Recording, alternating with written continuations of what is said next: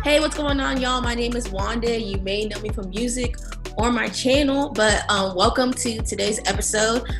We're going to be talking to some wonderful women, and they're just going to be sharing their stories on how God's used certain exits to lead them into a greater place. And so I'm so glad to introduce them to you today. Hey, what's going on? It's your girl, Angie Rose, from the Boogie Down Bronx, Puerto Rican girl that loves Jesus, good music. Hey, what's up, y'all? I am Erica Mason. You may know me from music. I'm a songwriter, a little bit of singer, a little here and there, but I'm based in Atlanta, Georgia.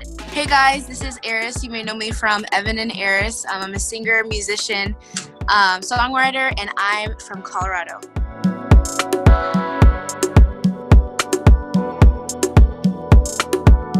All right, y'all. So basically for today, we're going to have a discussion about just how God has used certain moments in your life to bring you to somewhere greater. This idea actually spawned from my album. I have an album titled Exit. And so some people are like, what does exit mean? And exit's actually just talking about how sometimes in life, while you're on your journey, you can look at like highways, right? You have to exit in order to get to your final destination. You can't just stay on the road forever. And the exit actually isn't you leaving. Your exit is actually you entering into a greater place and into, where the story like develops further. And so it's just kind of talking about how in life, sometimes you have exits that seem like it's the end, but it's actually not the end. It's actually a new beginning, and it's actually somewhere bringing you closer to your final destination. That's kind of what I wanted to talk to y'all about today. But, I always do this in reverse on accident. But I wanted to start off on a lighter note. I wanted y'all to just talk about what have y'all been doing. It might not be lighter because society been kind of crazy, but what have y'all been up to this week? What has this week been like for you? If you want to rewind a little bit before this week too, like what has just quarantine in general been like for you? Like what have you been up to? I think for me, quarantine has definitely been like a roller coaster. I think when it first started, I was like, oh shoot, like this is really different. I'm really high energy and fast paced, and I'm like just constantly moving.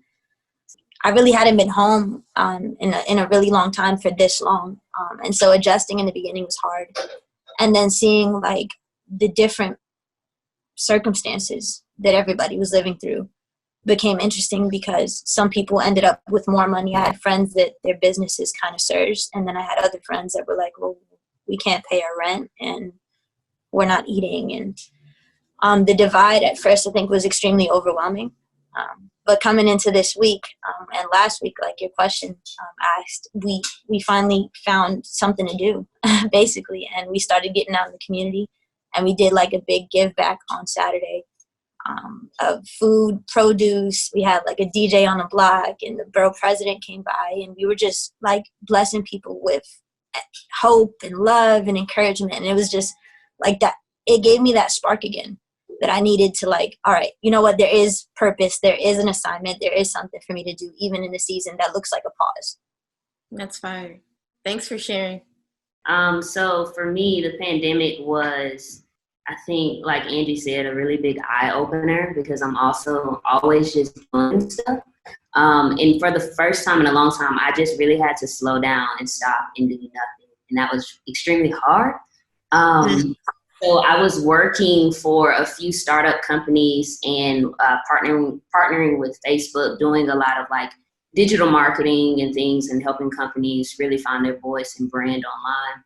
And so after COVID happened, my contract was terminated. And so then I was like, dang, well, what do I do now? And God was just showing me like, just follow my footsteps, follow my pattern, I got you.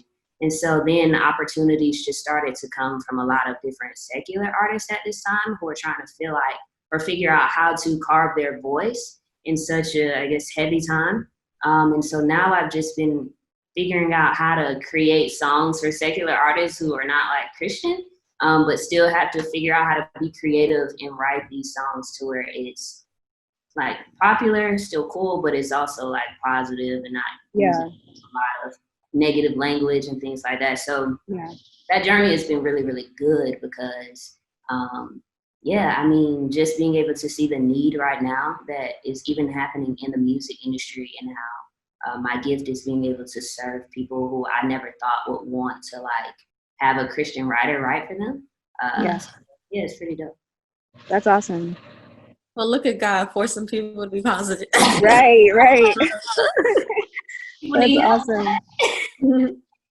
For me, I'll just kind of touch on like this last week, with just like everything that has been going on. It's really caused me to just pray and kind of just dig into the word like more than I would normally do, because I feel like I'm a super fragile person, I would say, with my mentality.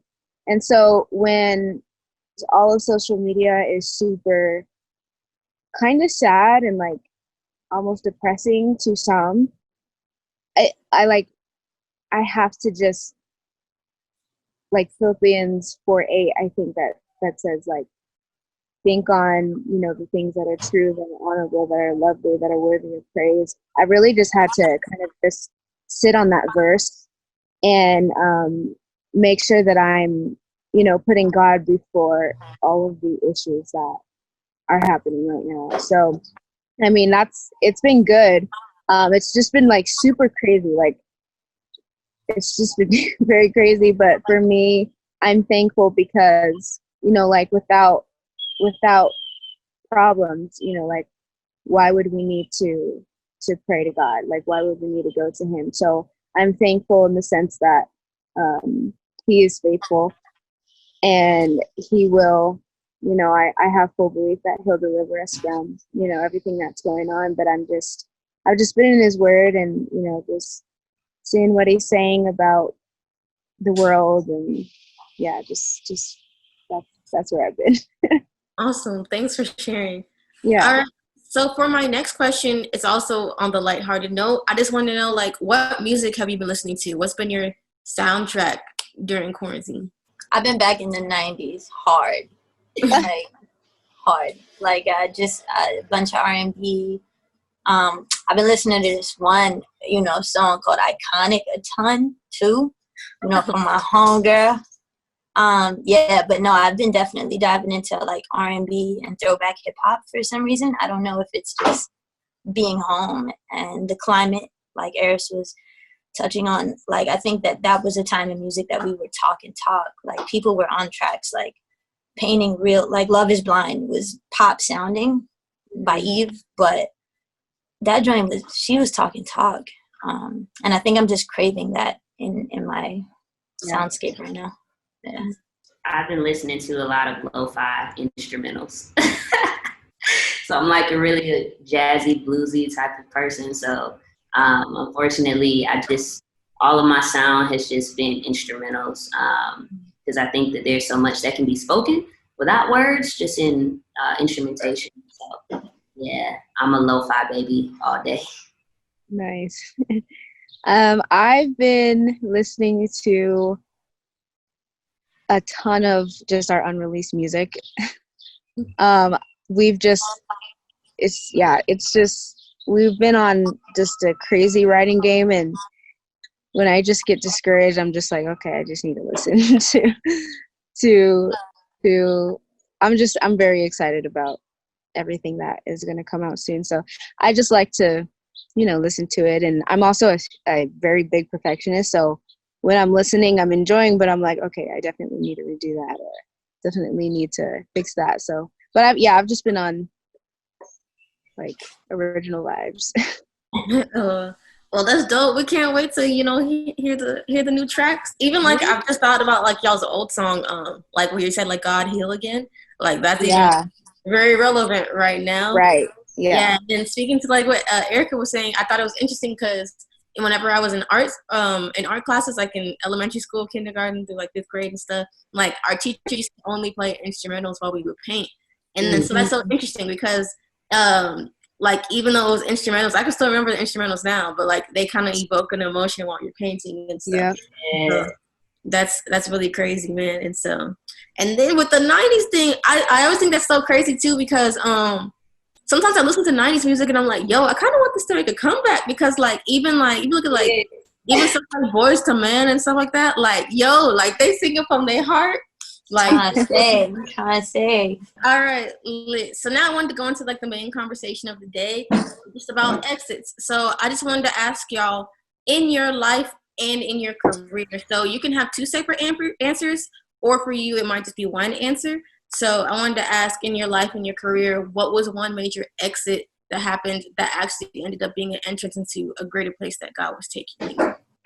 When I was 9, I moved to Connecticut from Colorado, and we were there for 4 years. And for me, that was like kind of like, I guess, my prime of like, finding kind of who I am and like my friends and stuff like that. And of course I was super young, but like that was like a big chunk of my life, you know what I mean, those 4 years. And so I established very, very good friendships. And then my parents one day told me that we were moving back to Colorado. And I was just absolutely crushed. And I didn't know how to handle that. And so I kind of went through like a little phase of, I was like super depressed and didn't know, like I'm super shy. So it was hard for me to like make friends when we came back to Colorado. But yeah, we moved back when I was 14, and then we started to go to this church. And then I want to say in 2015 was when Evan and I like discovered E&E pretty much. And so that's what I definitely never even would have thought of if we were to stay in Connecticut. And so one of my good friends, V Rose, she actually was like, you guys should just have both your names be the name of you guys. Cause I was like, what do you think about Eris Ford and Evan Ford or something like that? And she was like, just do Evan and Eris. And so, okay.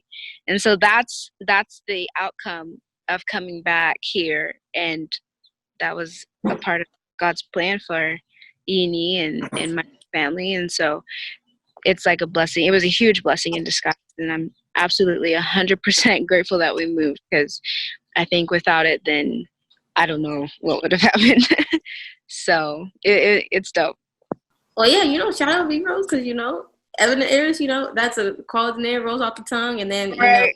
Yeah, it is wild. Like, you're like, oh, I want to stay over here. But then, like, the move, like, actually did spawn this whole new career.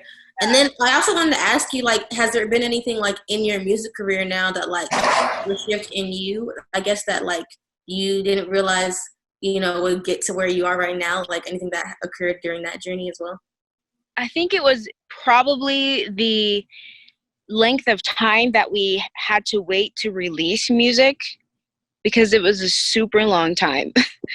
Like, I think we recorded Glory, which is like, I would like to say like the theme of Evan and Eris. It's in everything we do, just give God glory and he gets it all. We wrote that song a long time ago, and we were so passionate about it. And we were like, okay, it's going to release this December. Like, we're going to make a music video. We made like a little bootleg music video and everything. We were ready. And then we just felt God it didn't happen. And then when we put out the album, like we had leading up to the album, we met our manager, and his family is amazing. And we met our current team through those years of just like waiting. And so I feel like God was just kind of building us up to be ready to be sent out, if that makes any sense. And so like we were well prepared, rather than like if we were to have put that out back when we wanted to, maybe we wouldn't have been ready for whatever, I'm not sure. But I know that when we did put it out, we were fully equipped. We had, our team together, and it was amazing because the response to it was nothing like we ever would have expected. Big facts. I think I can definitely attest to that. Like, because I've seen just how, like, God literally orchestrates things for a reason. So whenever you try to, like, defy the plan, it's like, man, you messing it up. I'm trying to help you out right here. Right. Now you have to figure something else out. And it's just like, just calm. And so, Right. yeah, definitely God's timing is very accurate. If you just stay in tune Yeah. with the Holy Spirit, just keep walking it. Just trust that Absolutely. he got you. I think for me, my life is like almost built on exits. I wrote a song one day and I was like, I know I'm the type to take the detour. And I went home and I was like, I'm sorry, God. That's like super true. Like he'll give me a perfect map. And it's like, to get to New York to Florida, it's just I-95 straight. Angie, listen, straight. And I'm like, oh, but there's trees and and I feel like what I love about God is that he loves that about me. Like that's something that kind of he instilled in me almost, I would say. And while there's flaw in that and there's my humanity evident, I'm grateful for the experiences that he has joined me on that maybe he didn't even intend for me in his perfect will. But I'm learning, and I've learned that my scars tell a story. And so like from birth, it's been just kind of every couple of years in my life, you see transition. And I was born and raised like in church, right? So I'm not going to say born and raised loving Jesus. I'd like to say so, but I can't speak to the little girl, like the little 3-year-old that. But I would say since I understood who Jesus was, I've seen him present. And I've also seen me present. And I love that in that, even as he navigates my life, he's shown himself a faithful father and a faithful friend, and a genuine God, a genuine Lord, and also a genuine Savior. And so, yeah, I think all of that to say that I could say a pivotal moment in my career would be signing, but I don't know that that was the moment. I think that that was the fruit of a moment that was built at home in the time that God was just like, yeah, you wrote 30 songs and they're not coming out. And it's like, for real, God, like, why? But if you don't let him sharpen your pen, if you don't let him, I think we as believers have a different standard to uphold because we acknowledge where our breath comes from. And so if we do that, then we have to acknowledge that every breath, every word that I speak should be in partnership with God. And so God would put a blockade on my highway if my words no longer were going to benefit his purpose. Now, that doesn't mean I have to write the perfect words. I've written the wrong songs and they've come out to me.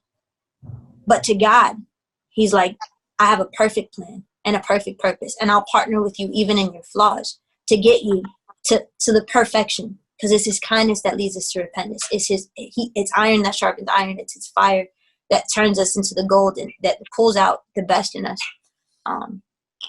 So yeah, I think for me, if I go through emotional journeys that God has taken my family on, like I said, being born and raised in church, my father had my sisters. I'm the baby of 10. My father had my sisters and brothers raised in one of the poorest neighborhoods in the Bronx.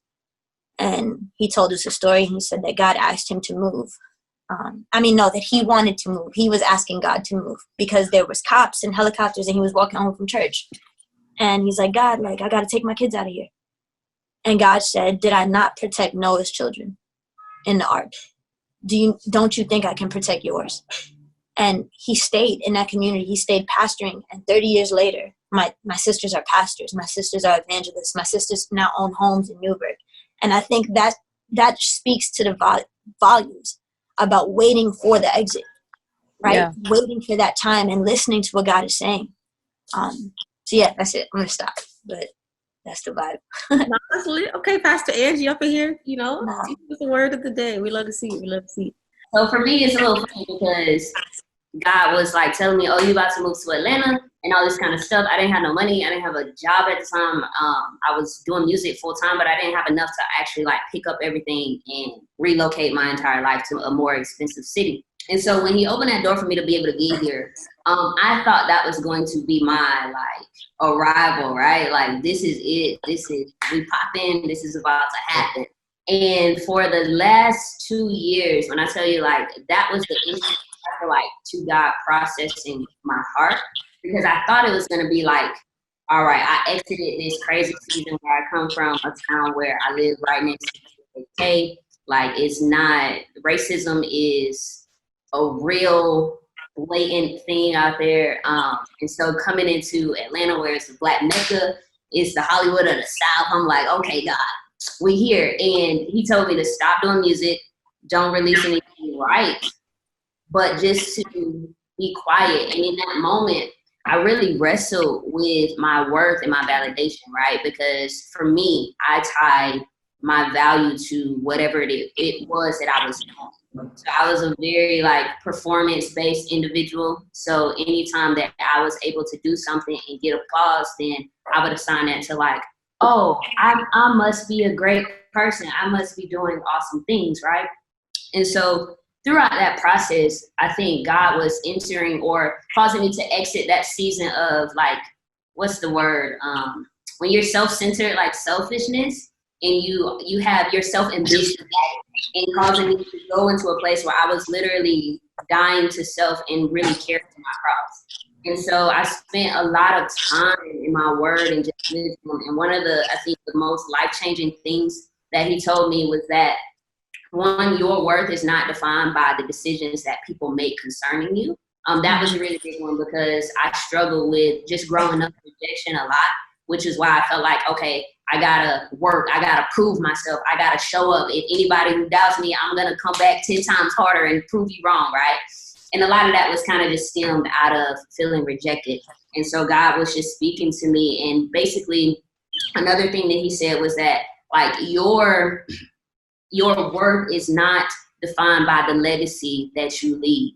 And for me, that was like a heart awakening, because in church, when we think about it, we're always taught, like, you have to leave this legacy. You have to do these great things. And he showed me that, no, your worth is not defined by the legacy that you leave behind. Your worth is defined by the legacy that Christ left behind for you. And it's in that legacy that we're able to share with other people. So we're passing down the same legacy that was passed to us because of what Christ did.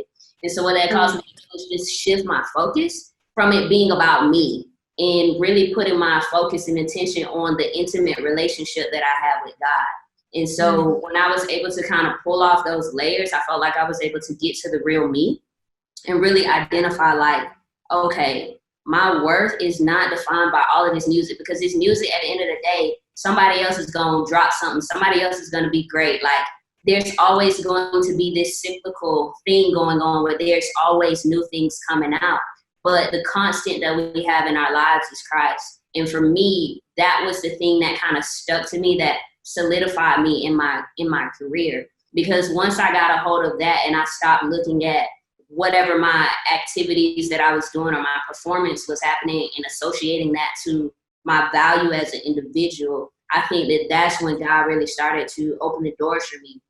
And I think, just to go to, I guess, answer the question about the career piece, honestly, I would say that right now is the pivotal moment of my career. I can't really speak on a lot of things, but it's just the moment that I just stopped and just let God be God. I'm seeing him do the wildest things that I've never intended, like just opportunities and doors and conversations with people, contracts that are coming, that I like. When the Bible talks about he's able to do exceedingly and abundantly above what we're able to think or imagine, my perspective back then used to be, all right, God, I'm going to think of the biggest thing ever so you can beat that and you can surpass that. But the thing is, the Bible says that, like, it's bigger than what we can ever think, right? And so the things that he's causing to kind of work right now in my life, I just never expected it. But it's everything that I feel like I ever wanted to do, as it pertains to just being able to help change the sound of our culture, because that's really my heartbeat, is just to be able to release a sound that is authentic and that's really from heaven, regardless to what genre it fits under. And so, yeah, like, coming to Atlanta probably was the hardest transition of my life. I thought it was an easy exit, but it was a hard entrance for me, just because, like, God really had to make me face the girl in the mirror, and I saw, like, the ugliness of my heart, right? And the more I begin to get closer to God, the more I begin to see myself, but then also begin to understand that in spite of all of those things, he loves me and he already chose to love me. And that's what makes the relationship so rich.